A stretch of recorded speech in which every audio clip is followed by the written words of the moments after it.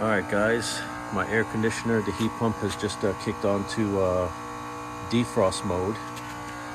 I forgot to hit the record button earlier, but you can see the qualls. They had a lot more melting, but the other video is going to show you. But yeah,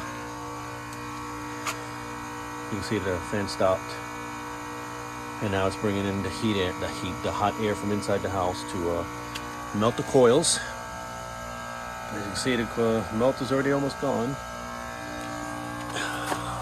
This side still has a little more, but it's melting very slowly.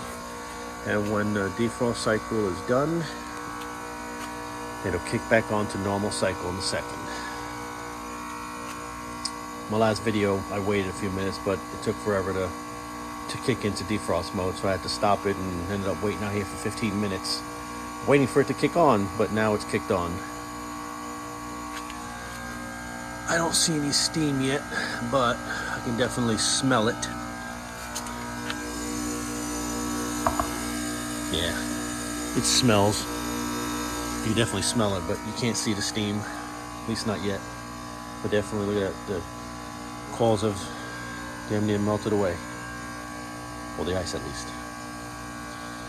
And it is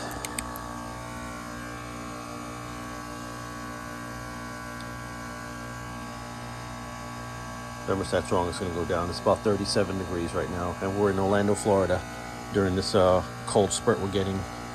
So around 3 or 4 a.m. it's going to be about 29 degrees. So temperature's dropping. It's about 37 degrees, but very cold Florida. Very, very cold. Oh, look at that. There you can see the water dripping from the coals melting. And there she goes. There's the steam. You can definitely smell that. Oh yeah. Now she's kicked back on. Air's flowing. Alrighty. Now she's back to regular heat pump mode, and that was defrost mode for you guys. We'll see you on the next one. See you later.